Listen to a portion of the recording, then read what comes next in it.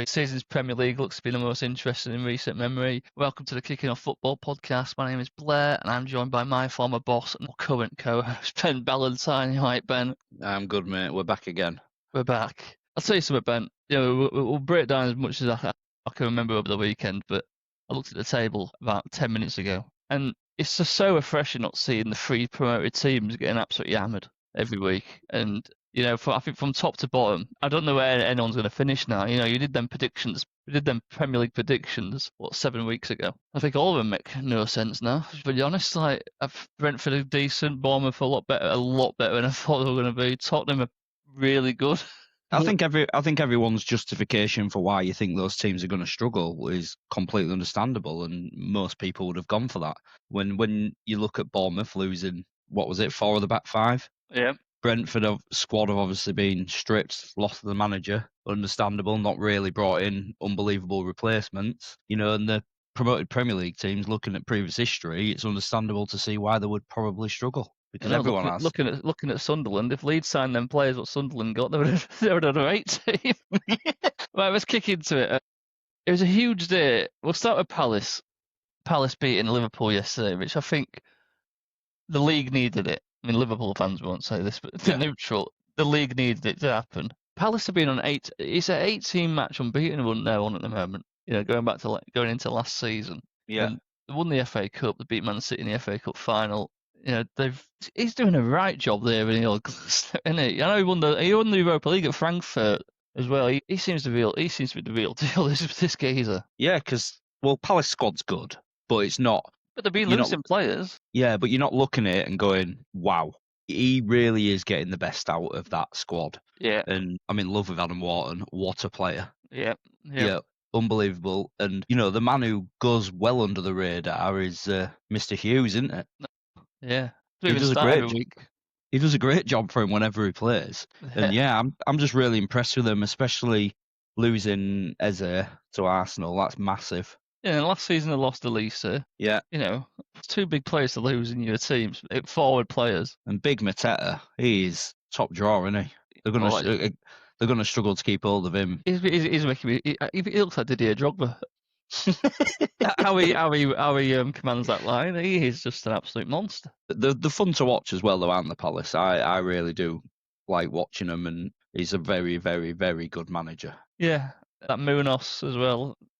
He's quality as well. I mean, but he's even got Tyreek Mitchell going much further forward as well, because he's usually just a bog standard left back, a good one at that.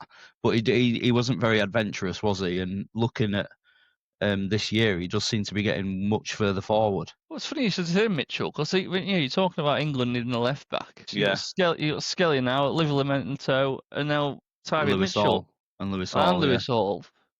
Yeah. Wow.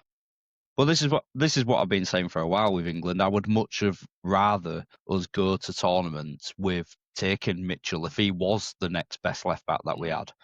Because I hate it when we just try and ram a player into a position that he doesn't normally play. And yes, they can do it, but get someone in natural who can play that.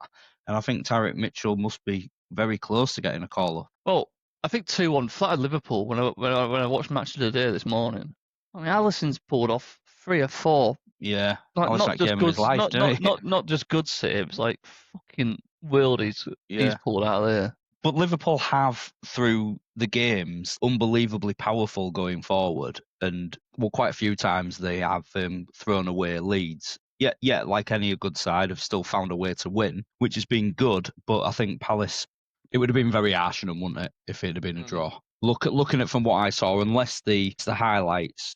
Because sometimes the highlights don't really show. For Palace. They don't really show the full picture of the game, but yeah, they looked impressive, didn't they? Well, Liverpool have conceded 2 goals now. I think virtually every game this season, even looking in the cups. 2 against Atletico Madrid, 2 against Palace this weekend. 2 against Newcastle, 2 against Southampton as well. Did they get? No, Southampton got 1. One. I'm trying to think, who did they play first game of the season? They won that 3-2, didn't they? Yeah. I think looking at the changes that they made at fullbacks, it always was going to look like they were very attacking. Well, Conor Bradley started again. Yeah. I know Frimpong did pick that injury up, didn't he? But yeah, and having having Wirtz in there in midfield, you sort of have to carry those players defensively, don't you? Because they don't give you a great deal. But that's the nature of the beast when you've got someone as attacking as he is. Etike, it's funny you should bring up the second game. Etike got suspended for taking his shirt off against Southampton. You know, Ridiculous. it's just a stupid celebration. You know, you scored a winner against Southampton in the League Cup. Yeah, but if you beat 4 men and put it in top corner, I can understand it. But when you score a tap in from 4 yards, You know, the fact is, you should know better. You should know you're playing a Premier League game on Saturday. yeah, You know, taking your shirt off, getting suspended. And I know, yeah, Isak was, started the game, but the way Etike has been playing this season, yeah, you'd have thought he would have. especially for me, from what I've seen at Etike this season, I've been so impressed with how well he holds the ball up and like battles, and he gets well stuck in up top. And I don't think Isak has that same quality as Etike has, to be honest. No, they've got different qualities, different profiles, aren't they? Yeah, and if I was a Liverpool fan, I'd be quite let down by Etike personally. Yeah, and rightly so. You know, the way he's been scoring most weeks. He's been, like I say, I think he adds a lot to the team up that top, and they've clearly missed him this weekend. So again, thinking about worldy saves, Henderson made a lot of good saves as well, though, didn't he? He did. He made some crucial saves. That one where he tips it onto post. Yeah, that was ridiculous. Yeah, he's been very good for Palace, hasn't he? Yeah, dirty blade for me. It always will be. But do you think he's England's number one in this? As it stands, after Pickford eventually retires from international football, I would suggest so at the moment, unless someone else comes out of the woodwork, because Trafford's not going to play anymore, is he? And Nick Pope's been very good. He's knocking on now, isn't he? He's knocking on, but just for this season, for this tournament coming up into the year, you just want the best keeper for keepers. I don't think there's no point looking to the future. You know, you get one chance to win a World Cup. I mean, I'd put the best shot stopper in the goal, to be honest. Yeah. So the irony is, but it's an ex-Arsenal player who scored for Palace. He scored in the 97th minute. 6 minutes was added. Slot was going crazy. I thought there was a hint of irony there. Yeah, it really needed that. I think it gave the Premier League a shot in the arm. Yeah. Slot's definitely acting like one of the top managers that is winning everything, because if you see any decision get given against Liverpool, he's practically holding hands with that fourth official all game, isn't he? Because he's just in his ear constantly. And Ismail Sarr, I've loved Ismail Sarr since I first saw him playing for the national team. Oh, yeah. I can remember. I think it was a World Cup. I first saw him years ago, before Watford just signed him. Yeah. And I completely forgot he plays for Palace. Every time I see him play for Palace, I forget he plays for them. And he just seemed to have slotted in perfectly to the Elise as a role. Yeah, because he's just such a powerful runner as well, isn't he? Once he gets that ball. Yeah. So we'll move on to the game. The result made today's game against for Arsenal versus Newcastle. It had a lot on it, didn't it? It did. Could Arteta get over the line? You know, take the opportunity what was given to him. And Newcastle quite often have done a job, haven't they, over Arsenal over recent years? Last season, Arsenal had 3 or 4 chances to capitalise, but Liverpool slipped up, and they failed every time. Yeah. I can remember the 1-1 draw at home to Everton sticks in my mind a lot. And that was very poor. Everton was having a shit all time of it as well. Couldn't win love from the money. I don't think they could even score. You know, in the Sean Dyche gets a 1-1 draw at the Emirates. Yeah. I think Arsenal won, I think they would have closed the gaps like 1 point or something, if memory serves. So today I thought really do it. Really actually attack Newcastle at Newcastle. A team like saying Eddie Howe's had the better of him. I think they've won 4 in a row. Newcastle over Arsenal. Yeah, and he changed his formation, didn't he, and went for 5 at back as well. Yeah, straight Arsenal even more. I think that we've picked on Mikel Arteta over recent weeks, mainly because of our frustration of how good we believe the Arsenal side to be. That he's playing with the handbrake on, really. And I don't think you can say that today, albeit it was difficult for him and it made hard work. We cannot criticise him this week for playing with the handbrake on. He let him go, didn't he? And I think the starting lineup showed that. Started Trossard.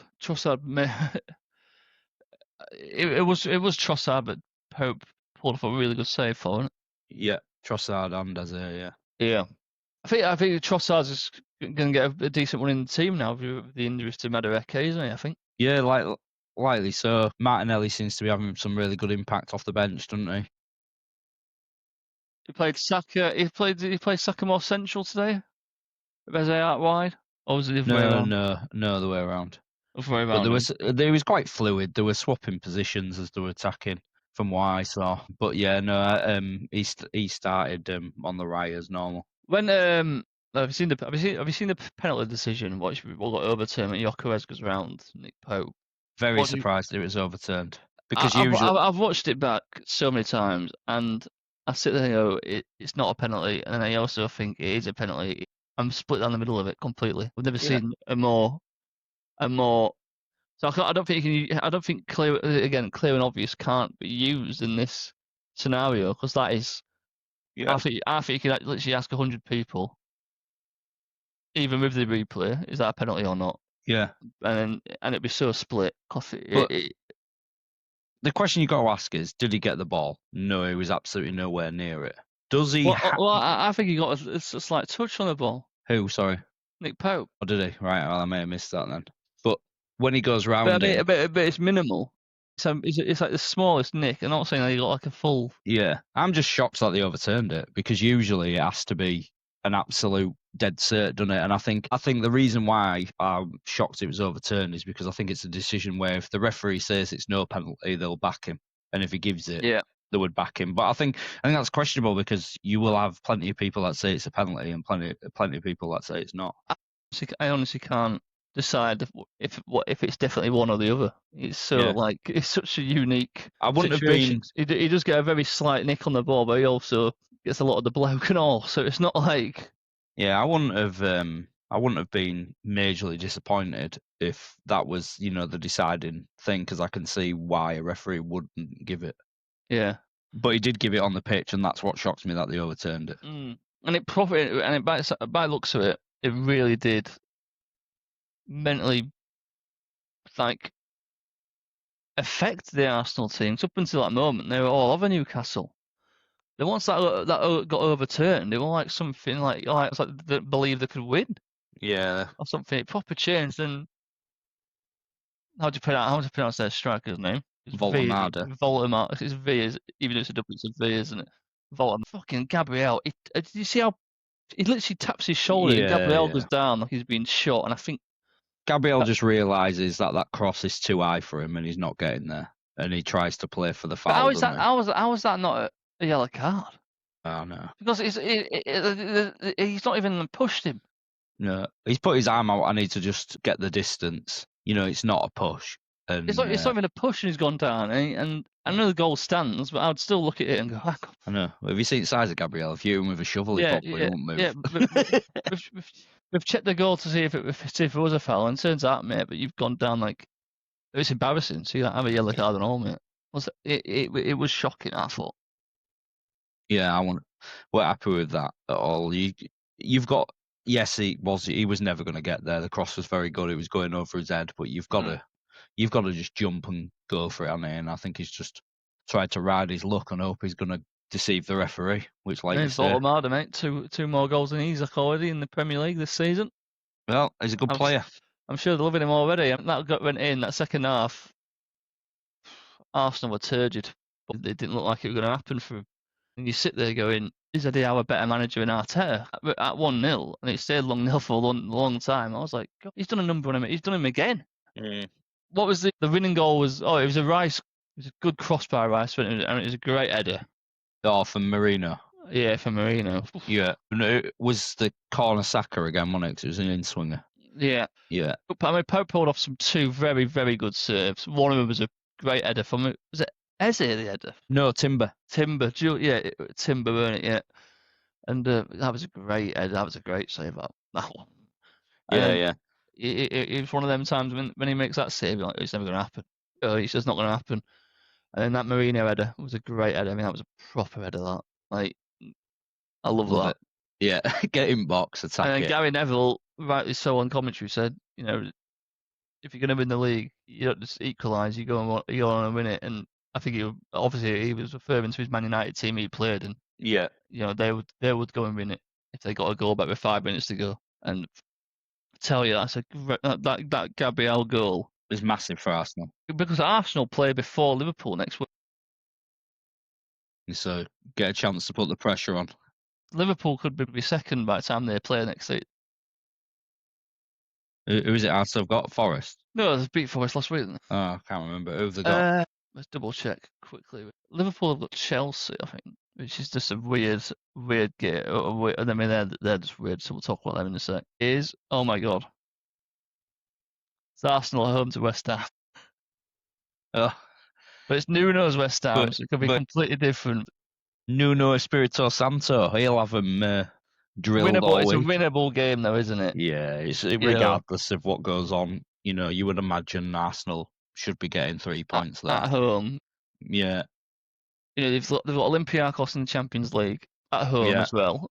yeah, They don't need to put a good team out against Olympiacos, because Arsenal's B team is still insanely strong. They can rest a lot of it. And with this stupid league phase in the Champions League, I'd be resting players big time for that West Ham game. Probably lose 6 at this stage and still get through. Yeah, exactly. Yeah, you only have to win. Yeah, you only have to win 6 games at least, and you'd be fine. You probably don't have to win that. Fine. Yeah, through it. Being generous. Yeah.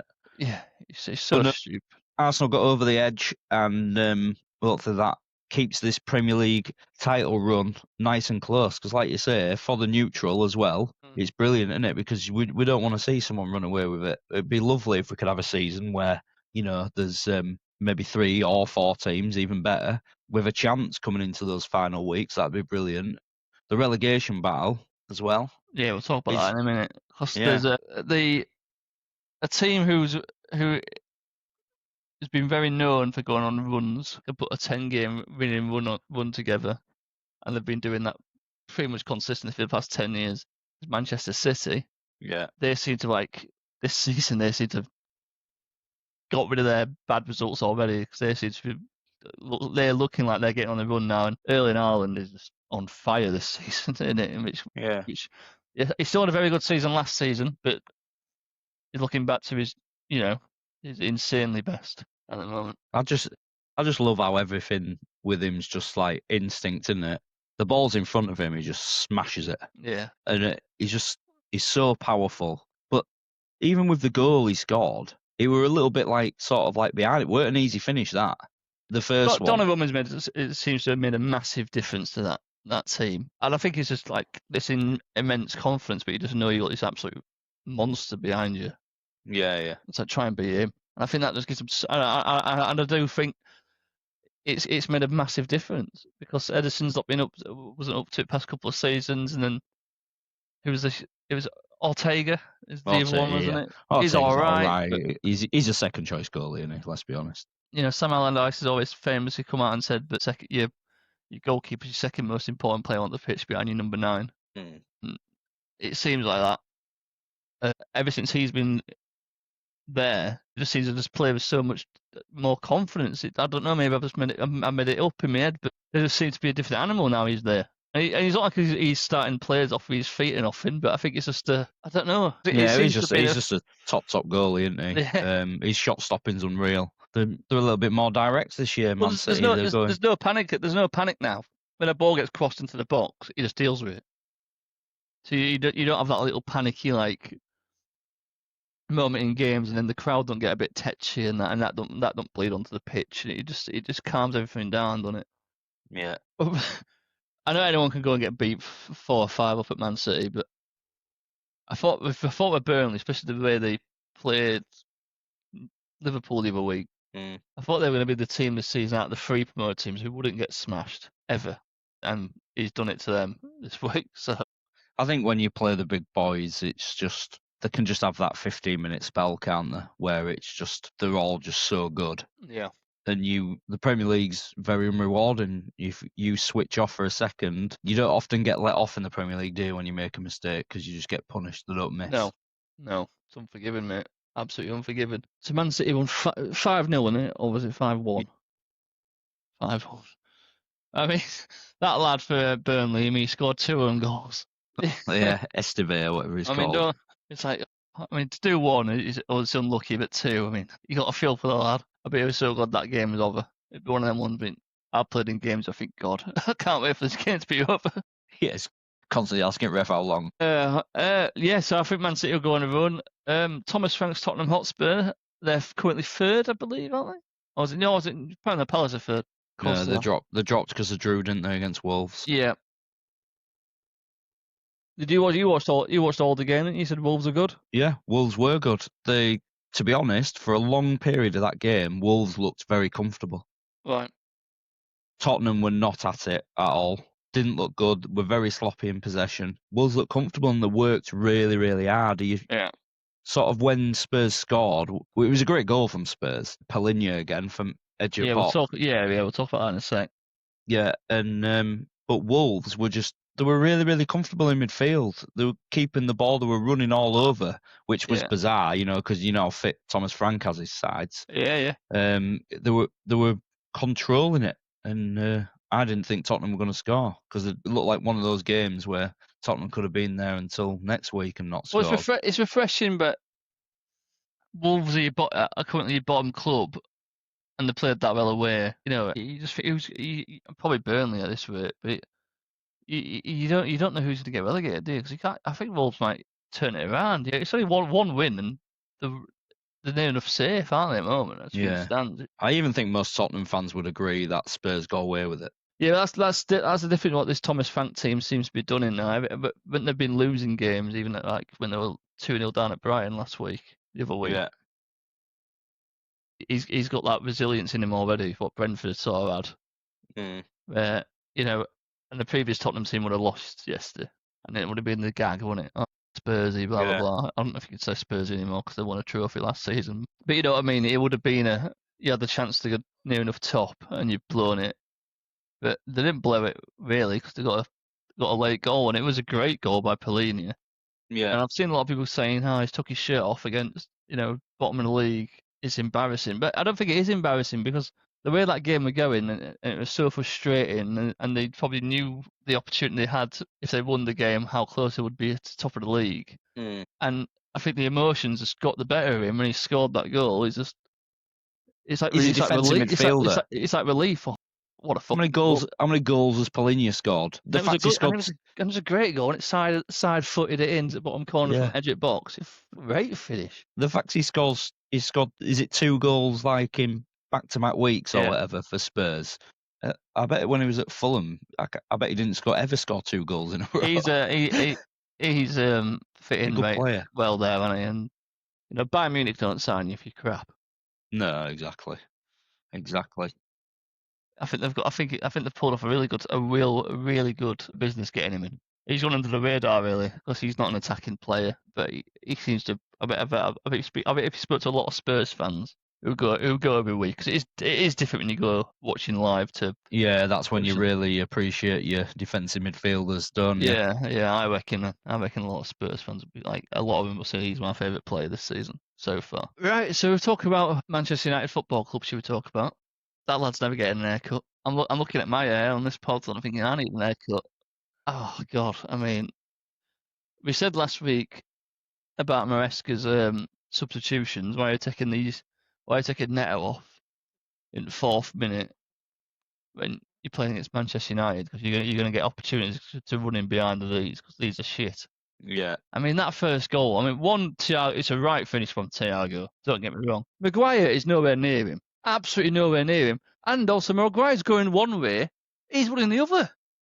How do you get in a position when you're playing, let alone 2 centre-backs, if you have 2 centre-backs on the pitch, how would you get in a position where they've pinged a ball about 60 yards and a player has managed to bring a ball down with about 10 yards of space? It looks so offside by the time when he picks the ball up.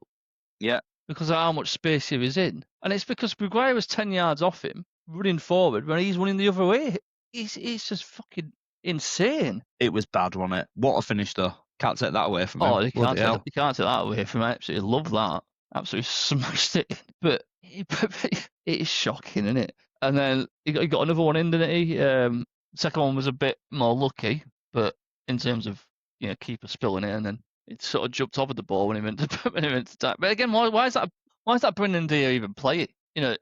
Goalkeeper's been a big situation for them, a bit like Chelsea. We'll talk about them in a sec. Sign a new goalkeeper. He looked like Emi Martinez was trying to push for a move to Old Trafford all summer. Thought it was going to happen on deadline day. They ended up getting that lad in from, was it Rennes? No, he came from like Belgium or something, didn't he? Oh, but it's that called Steam Lammers or something. Yeah. 80 million quid deadline day signing. Not even. We haven't seen him. We haven't seen him yet. The thing is, you can have all of these issues that Man United fans are moaning that the goalkeepers are shit. Yeah, none of them look very good. I completely agree, but that is just one of many, many issues of that side. Well, he did it again. He did it again. Yeah, he did it again. He took off. Take off centre back again. He took off centre back, being on Euro, and I know match day talking heads analysis can be a bit. Some of the stuff to say is a bit boring, and a bit like obvious, and a bit like pointless sometimes. But Mika Richards highlighted like how much the Man United shape, not the shape, personnel change and where the personnel are playing on the pitch in 90 minutes. I know other managers could change shape throughout a game, but when he brings on Euro, it's almost like Burmo started that. He took Sesko. I can't. It's hard. I recommend anyone go and watch Match of the Day just for what Mika Richards points out. I'm not going to do it justice here. It's like I'm doing this back in my head, but it's sort of like it brings on from the centre half. I'll tell you what. I mean, if I get the subs up, I'll be able to sort of like recreate it in a shit fashion. So I just need to know who he brings on at what times, and I can like sort of like roughly tell you what Richard's saying. Yeah, so he brings on Yoro and Mainu. That's the other one I can't think of.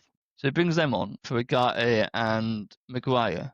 And when he brings them on, De Ligt goes in the centre, and then Yoro's on the right of the back three with Mainu in the middle. He then changed shape by taking Shaw off and bringing Mason Mount on, who's then it then pushes Yoro out to the left of the back three. Dalot goes into right of the back three. And you should watch it. And then Mason Mount starts as where Burmo is. Burmo's at right back, and then he brings Xerxes on with 5 minutes to go. Mason Mount's then going on to left wing back. Xerxes is there. It's like you're going in a merry-go-round, mate. Constantly, and I probably got that all wrong. Like I say, we're going I get the point. Find the clip out of a Match of the Day, and you look at it and you're like, wow. Pissy Richards is saying, how could anyone get into any flow or stuff? He goes, yeah, professional footballers are adaptable, and we can play in different positions. That's just taking the piss, basically. Do you know? Yeah. And it just shows, but the system he's got, it don't work. Why are you bringing on different centre halves every game? I don't know why he does that. And it's clear to me that whether he thinks this system works or not, the Man United players are just simply not buying into it. They don't like it. They don't enjoy playing it. You can see that. But the midfield they didn't address it, did they? They've still got absolutely no legs in midfield. And teams are just running all over you. You're playing 3 centre-backs, and yes, when the full-backs get forward, you're going to leave space in behind. But you would imagine, with 3 centre-backs, you're going to need to know that system and play well. You can't play a high line with 3 centre-halves. It's just... Because chances are they're not quick, are they? No. Bruno misses a penalty. Oh, it's such a shit penalty, weren't it? They might go on a win game, funny enough. If they that might have lifted it. But it's just his the way it's arrogance of... I hate penalties like that. Just fucking put your foot through it, please. Well, I was thinking the same, because I've played with semi-pro players, and they're not professional. They're semi-pro players who haven't even made it, who might be on someone's books once upon a time and then got released. At age 19. The amount of power they can generate by kicking that football is wow. And you sit there going, wow, if you can generate that much power and you're deemed not good enough. A professional footballer must be able to fucking like absolutely tonk a ball, like, which we just don't appreciate at all, sort of thing. So why?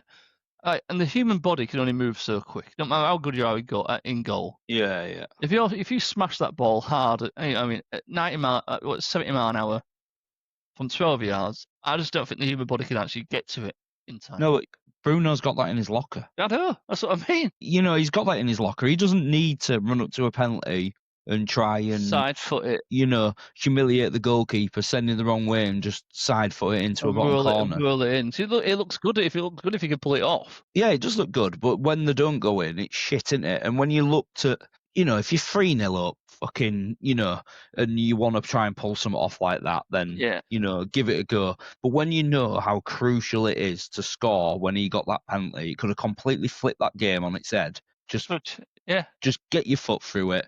Bruno could just whip that in a top corner, no problem. He's got that in his locker. Oh, no. We know he can. And it must be so frustrating for Man United fans watching this team because it's hard to compliment anyone. It'll always pull out, like you said the other week, it'll always pull out a good result because it's got some really good footballers in the team. But that's what I was going to say to you. But it'll never do it consistently. Yeah, realistically, you looking at that Man United team, I don't think it's that bad. I don't think it's a team that's going to win you a league, but it's not. I don't think they're top 4.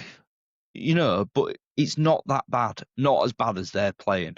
And I know, we said the other week they have had some tough games, but a better manager would go, right, we've got no legs in midfield, so I better make sure my midfield's not getting overrun every week. And try and protect him. Maybe maybe play 3 in the middle. Just put Kobe Mainoo in there, the only one who can run. He's the only one they've got left. And I don't expect him to do too much. Just say, look, all you've got to do is win the ball back and give it to one of these two, because these two can still pass the ball. Yeah, they just can't move. Yeah, give yourself a chance. Put someone in there who try and tie it up. And it might be a bit horrible, and you might get some people going, "Oh, we're boring. We only win 1-0." But fucking hell, you take boring now. Over that, and just let's focus on not getting beat. But this is the problem, isn't it? That I think, regardless of he won't change his system. He won't change his system. He clearly just blames the players for absolutely everything. Yep. And I know many managers haven't been able to sort it out, but he's clueless in my opinion. Yeah, he doesn't have the answers. No. Most managers in the Premier League do change things. That's what they do. That's why they are Premier League managers, because when things aren't going right, they do a tactical tweak and they start to get overpowering you in a certain place of the field. Yeah. The change, that's why they're so good. He is just, he just changes personnel. All the time, everywhere. We'll play a winger at right wing back and then wonder why we're getting exposed defensively. Well, the third goal comes down from, and I've watched it actually. Speaking of the third goal, it's all because Burma's at right wing back, and he don't want to be there at all. Of course he don't. Yeah, probably never played there in his life. Right. I've watched that third goal back time and time again. It's a good strike, but it's straight down middle. and keeper sort of like dives. I've watched it. He dives past it. I've watched so many times. I've watched it so many times, Ben, and I don't even know. Judge, do you know what I mean? Do you know what I'm trying to get to? I've watched it so many times. I'm like, how was that dive? How was that strike warranted that sort of a dive? I know, but he made it look like a worldie. I could have stood there and caught that. I know. It's not even a good. Yeah, I've watched that. He just dives, but it's straight down middle. Straight down middle. It's a bit powerful. It's like he's shit himself and thought, "Oh, they're going to score here. I better dive and look like I've done something." It's so strange. I saw. Man, it was. This is one of them ones where keeping his arm just palms it over, when they dive backwards and sort of like. And it was the fact he wasn't even sprinting. He was just like, he got into that position, Jensen, and he just kept going and going. He wasn't even like full up sprinting. He was just like, oh, well, no one's coming then. I'll just fucking hit this. Yeah, it's 94th minute. I'll just have a go.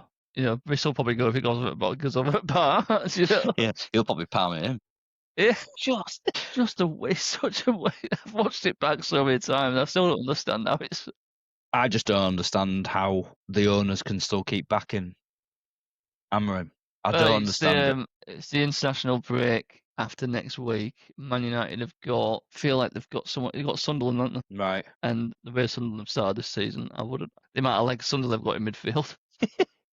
Yeah. I'm not gonna, I don't think it's an easy 3 points, an easy fixture, as some people might have thought that it was at the start of the season. Well, I don't think any fixture's easy for Man United at the moment because everybody, regardless of where you are in that table, believes We'll have a you go. have got a chance. Well, apart from Maresca, who decided they hadn't got a chance.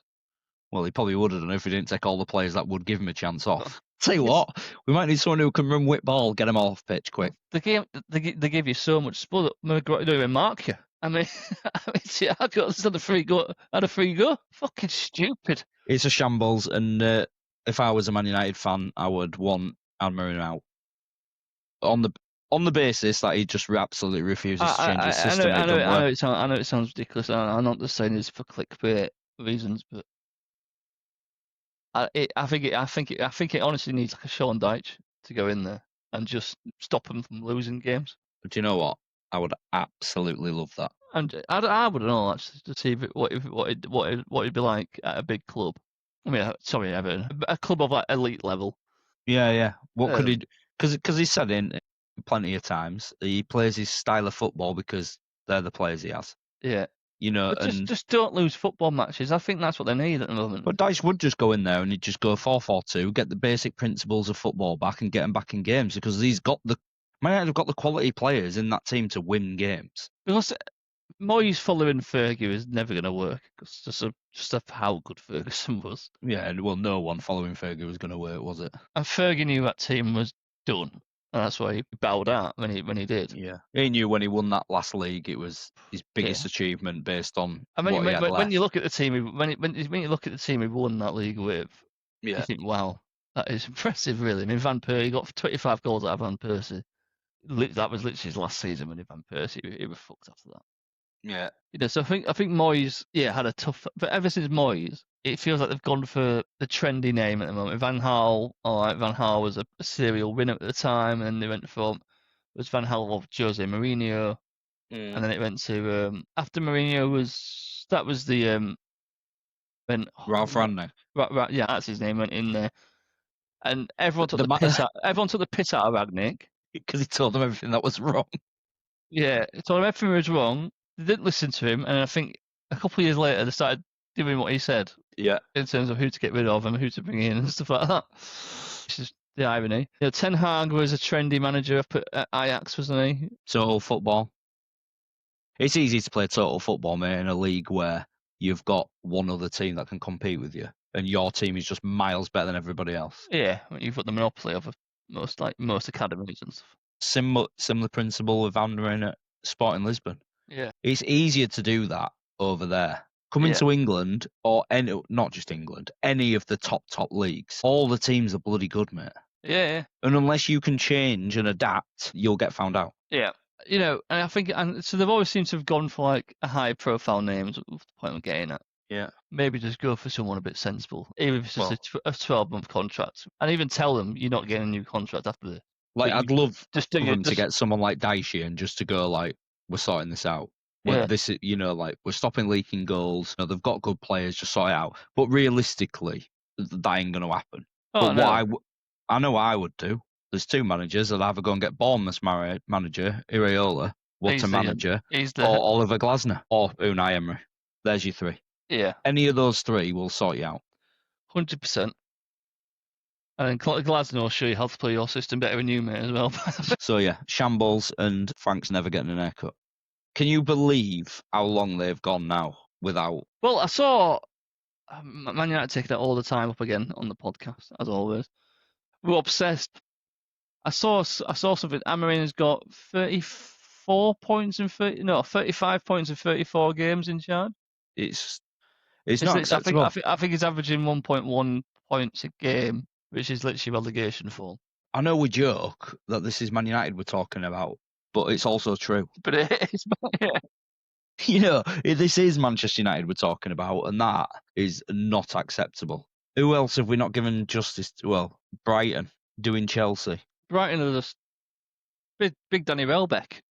Well, I think it might have been Perry Groves, mentioned, said to me on Talk Sports today, or it might have been Mickey Gray, I can't remember which one it was. And they basically said, but Chelsea's model is sign young players, then sell them on. And it's worked in large parts. You know, they've won the Club World Cup, they've won the Conference League, you know, semi-successful, you could say. They made a lot of money. But his point was, but they've got literally no experience in that squad. No one has been there, done it. You can bring off the bench, sort of calm things down, or calm the defence down. You know, the defence. You know, you got a young back four, back three, and he basically said, but they brought Danny Welbeck on, and he said so much experience with Danny Welbeck now, but it's in that dressing room. It's in that. Yeah. Chelsea haven't got that. They haven't got that experience. Ed who's done it, been there and done it. And I think that's what they're lacking big time, and that's something they might have to address in the summer. Well, there is a manager who is willing to change things. I can't believe how many games I've watched. Ursula, bloody hell, how many times has he just made like 3 or 4 subs and flipped a game on its head? Yeah, I think he's, because he's young. I mean, another German coach, funny enough, I've watched a lot recently. He used to do the same. And I think they're taking advantage of the fact that you can make 5 subs. Yeah. Because you can literally change half your team, change half your outfield team, and by changing 5 players, you can literally change a lot. Not just your shape, but you can change a lot of personnel as well. That's a brilliant win for Brighton. The highlight that Danny Welbeck's first header, mate, as well, was an absolute bullet. Cross flew at him and all. What did Chalobah get sent off for? I missed that. I've said it. No, I've said it. Completely forgot because I watched the game. But again, Chalobah is young, isn't he? But I think didn't they try to get rid of him in the summer as well? So it sort of showed they weren't interested, like they weren't fully behind him. Start of the season in the summer. Centre half seems to be Chelsea's weak point at the moment, but you know, I think in modern day football, pressure on managers is huge. But I think with the Chelsea thing, I think what you're saying in terms of the lack of experience, the know-how in these moments of needing to graft or just to calm things down, like you say, that is what Chelsea's problem is. They're just inconsistent, and that's what you get from young, talented footballers. It is inconsistency. Yeah, they just want to press all the time and not think. Hang on, let's have 10 minutes of just sitting back and just soak it up for 10 minutes and just calm down, and then we'll go again. It just seems to be like all or nothing. And who else did we miss? Bournemouth, Leeds. Yeah, Bournemouth, Leeds. I mean, Leeds have scored another 2 goals. Ever since we said they're never going to score a goal, they've scored 5. 3 last week, 2 again this week. Yeah, Sean Longstaff getting. Yeah, he seems to be thriving up there ever since he got embarrassed at Hillsborough. He seems to have had a word with him, I think. When a 16-year-old had the better of him. But it seems to have really kicked him up the arse. I think he's the best thing that's happened to him. I think that was his problem. The 16-year-old kicked him up the arse. Yeah, literally. I think he's realised, oh shit, I better put a shift in now, and maybe Farker put a rocket up his arse. Yeah, Semenyo at it again. Did you see his free kick? Just smashed it low and hard under the wall. But he's going to be a bidding war for him in the summer. Yeah, he's good, mate. And the goal of the game was Junior Krupi. What a equaliser that was. Yeah, but again, Bournemouth don't seem to die either. They just seem to go. They just seem to attack. They just never stop. I know, but I spoke to a Leeds fan, mate, and he literally at the weekend and said to me like he was really disappointed because Bournemouth is a team he should be beating. I said, mate, you're not doing Bournemouth any justice, mate. They're a good bloody side. Yeah, he's a bit like he's in denial basically. He sees Bournemouth as the club, the League Two team, which it's not anymore. I don't see Bournemouth as a side who are fighting relegation anymore. No. I don't see that. Yes, I had questions at the beginning of the season of how they would adapt because they've lost 4 of the back 5, but will that made any difference? No, not at all. If anything, they're better this season than they were last season. What? Where are they? They're like 5th or something. Yeah, it's something like that, isn't it? Well, they were 4th at the start of the game. They started the day off in 4th. Well, the 6th. It's the 6th. The 6th, because they got the draw. Oh yeah. Sunderland. Man City. Sunderland are 5th now. Let's talk Sunderland. Let's talk Big Ange. Bloody hell, mate. I tell you what. I watched that game. Mariakos has had a shocker here, hasn't he? Yeah. Forrest didn't actually play that. Why did he employ him though? Yeah. Forrest actually didn't play that bad, mate. Like, Chris Wood misses an header from about 5 yards out, and, honestly, they threw the kitchen sink at it, did Forest, and they could have been there until today, mate, and they would have still not scored. Is Just that a lot? nothing. Is that a lot of credit for Sunderland to be able to soak up all that pressure? Sunderland defended very well, lots of blocks, but they were good. Like Sunderland were going for it when they got the ball, but they did have to defend for long, long periods in that game, and not slagging them off. I just don't think Forest played that bad. Yeah. It was one of those games where it just weren't happening for him. Well, he's not won a game yet. No, what I think Forest issues is that the fullbacks can't defend. Well, they could defend if you put them in a system where you don't expose them. Yeah. And Well, they're very good at it. They bomb on, and now the wingers, like when they have like Hutchinson and Dan and Doy, they don't help the fullbacks out at all. No, that's what I mean. Like, Yeah. Nuno didn't play Hutchinson, did he? Basically, he signed him for 40 million. He was like, "Yeah, me and getting my team." Hudson-Odoi seems to do quite a good job of helping out Yeah. defensively. Who's the other winger? Well, it was Alanga. I can't remember who they've got now. Yeah, that geezer who they replaced him with. Can't remember his name. They have Dan and Doy, don't they? And bloody Bakwa. Is it Bakwa that they signed from Strasbourg? Yeah. Bakwa. He don't defend either. So that it seems to. But I knew it would take time. You can't switch from Nuno to Ange. Bloody hell, it's like chalk and cheese. Nuno's clearly got sacked because he played the style of football perceived as not nice. He signed a lot of players for him, and he didn't pick them because he basically didn't fit his. You've got to be very disciplined, don't you, to play a system, basically. Yeah. He clearly wasn't happy. There was obviously that big bust up one day over, you buy me players that don't fit my system, I don't want them. Yeah, as good as these players are. At the end of the day, Nuno got Chris Wood scoring every week in the Premier League. Yeah. And you got to think, wow, that's impressive. Because when they signed him in that January, it really was like I can remember reading tweets going, it's a sensible move that for 6 months just to stay up. He'll get his 6 goals to keep us up. I mean, for him to go on and become like one of the best strikers in the league, I think that's all testament to Nuno, and I think that's why West Ham went and got him straight away. Because I think West Ham probably thought Wolves are going to go and get him in a minute if we don't go and get him. I know he had a bit of a shambles at Spurs, but he weren't wanted at Spurs. No. So before he even kicked the gate, before he probably even kicked the ball, they're already on him. Well, similar to the Man United issues, I think the biggest issue he needs to sort out in West Ham's team is who in midfield can bloody run. Yeah. Because Ward-Prowse and Souček, Christ, they can't run at all, can they? He's got a real player in Paquetá there. Yeah. And get the best out of Bowen.